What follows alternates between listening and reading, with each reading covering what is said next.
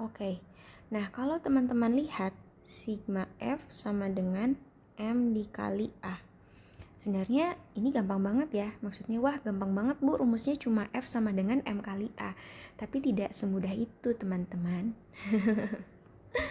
Ya, jadi persamaan ini sebenarnya sangat sederhana tapi kita harus hati-hati dalam menggunakannya.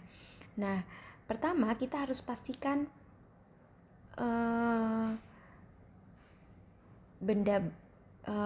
kita harus pastikan kepada benda yang mana hukum kedua Newton tersebut kita bisa terapkan. Kemudian, nah ini nih, sigma F ini haruslah jumlah vektor, merupakan jumlah vektor dari semua gaya. Nah ini dari semua gaya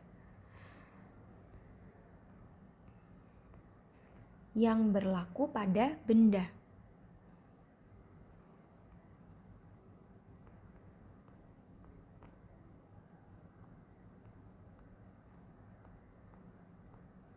Oke, ya. Nah, jadi kita pada saat kita lihat soal atau kita lihat suatu benda, kita perlu identifikasi dulu gaya apa aja sih yang bekerja pada benda tersebut supaya kita bisa mencari solusinya. Nah,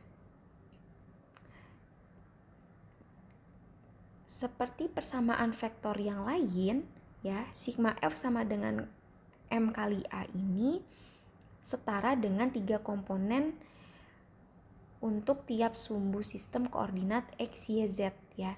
Jadi misal sigma Fx, bukan misal sih ini ya. Jadi kalau misalkan kita lihat berdasarkan sumbu X, berarti kita punya sigma Fx sama dengan M dikali AX.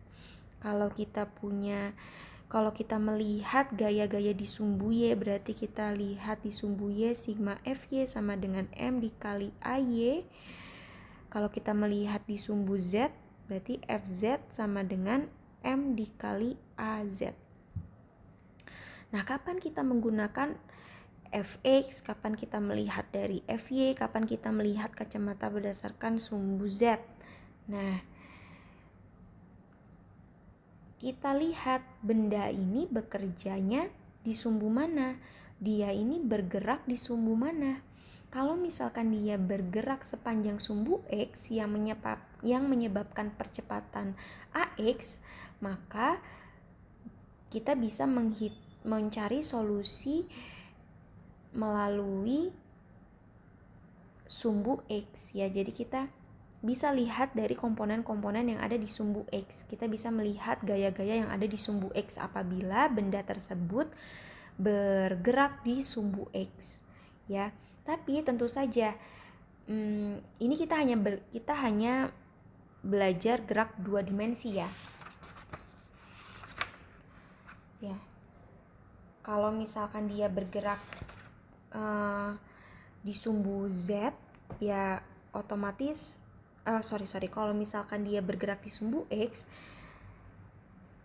berarti dia tidak menyebabkan percepatan pada di sumbu Y ataupun di sumbu Z gitu ya. Nah, jadi komponen percepatan pada sumbu tertentu hanya disebabkan oleh jumlah komponen gaya pada sepanjang sumbu yang sama pula. Ya, jadi kalau misalkan dia bergerak di sumbu X ya dia percepatan jadi komponen gaya yang kita amati itu ya hanya pada sumbu X saja. Kita hiraukan yang ada di sumbu Y ataupun di sumbu sumbu Z, sorry. Nah, misal dia bergeraknya naik turun nih, atau gini deh. Nah, misalkan kita tahu percepatannya ke sana. Ada gaya F ke sini, ada gaya F ke sini, ada gaya F3 ke sini. Nah, gini ya. Oke. Kita analisis satu-satu ini contoh deh biar teman-teman paham. Percepatan ini menunjukkan arah gerak.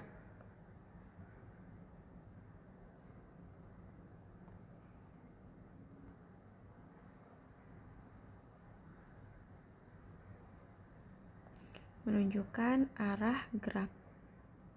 Ya. Kita lihat dia arah geraknya kemana? Ke kanan, ke kiri, ke atas, ke bawah. Ke kanan ya. Berarti karena dia bergerak ke kanan, otomatis dia bergerak di sumbu apa? X, Y, atau Z? X ya, yang horizontal. Nah, berarti di sini yang kita amati, yang kita analisis hanya gaya-gaya yang bekerja pada sumbu X. Nah, kita lihat gaya yang bekerja pada sumbu X itu ada gaya apa aja? F1. Lihat, dia ada di sumbu X apa bukan? Bukan. Iya ya, dia ada di sumbu X. F2, dia ada di sumbu X apa enggak?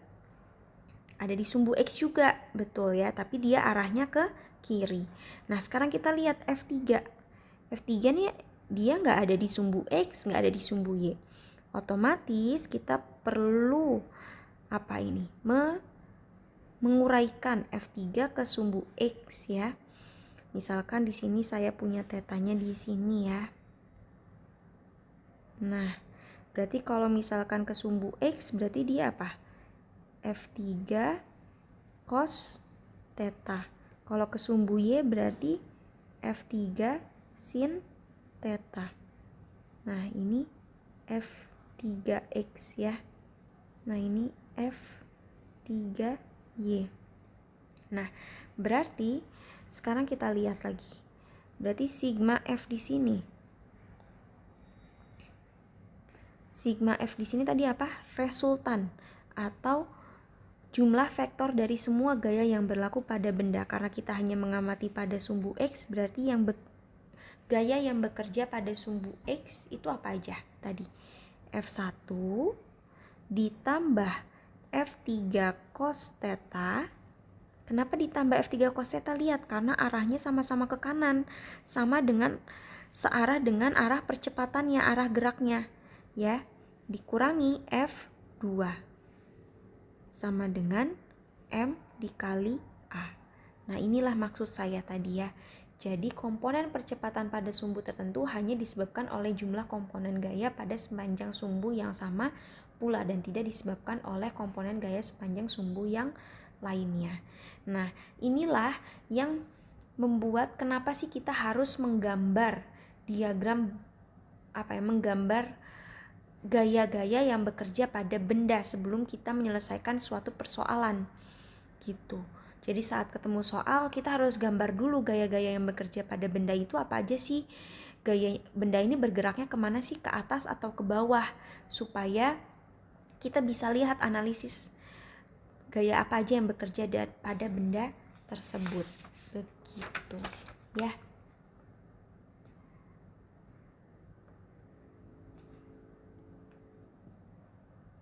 Nah, misalkan ternyata percepatannya arahnya bukan ke kanan tapi ke kiri. Nah, berarti kalau kayak gini sigma F-nya gimana?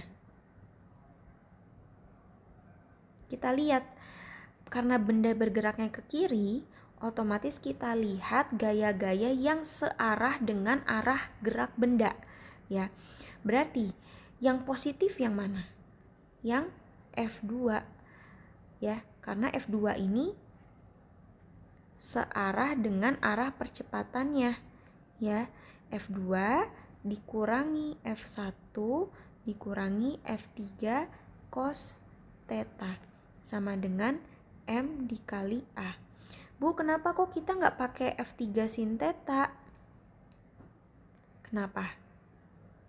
Kita hiraukan aja ya, kita nggak perlu ngitung sigma Fy sama dengan M dikali AY karena benda bergerak di sini hanya di sumbu X. Jadi percuma juga kita cari di sumbu Y.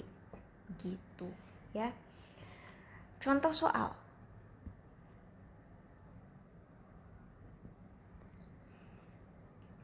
Ada gambar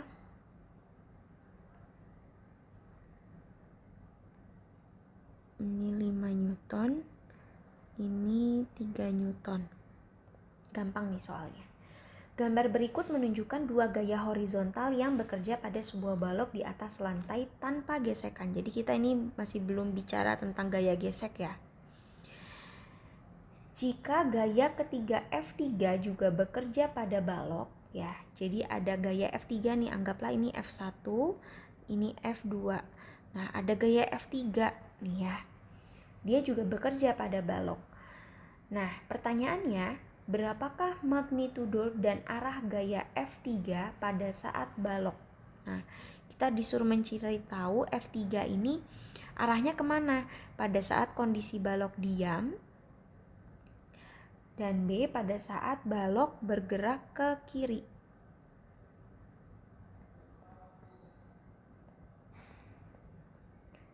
Dengan kecepatan konstan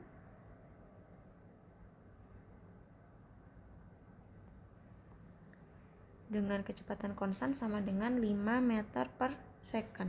Nah, coba gimana caranya? Ya. Tadi kita tahu kalau misalkan kalau benda diam itu berarti sigma F sama dengan apa? Sama dengan 0, ya. Berarti jumlah gaya yang bekerja pada benda harus sama dengan 0, ya. Anggaplah F1 kan arahnya ke kanan, dikurangi F2 ditambah F3 yang kita nggak tahu berapa jumlahnya, nilainya.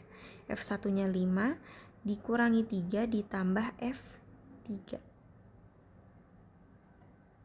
ya, sama dengan 0. F3 di sini maka sama dengan negatif 5 ditambah 3, atau F3 sama dengan negatif 2 Newton. Negatif ini maksudnya apa? Oh, berarti dia arahnya ke kiri. Ya. Arahnya ke kiri. Nah, ke sini deh F3. Sebesar 2 Newton. Supaya besar di kanan sama di kiri sama, sehingga resultannya sama dengan 0. Gitu ya.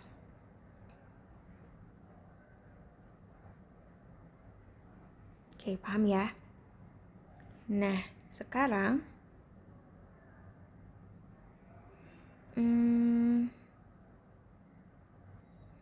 nah, begitu yang A. Yang B teman-teman bisa coba sendiri ya. Intinya begitu. Nah, sekarang misalkan ada contoh soal lagi. Tapi di video selanjutnya aja deh.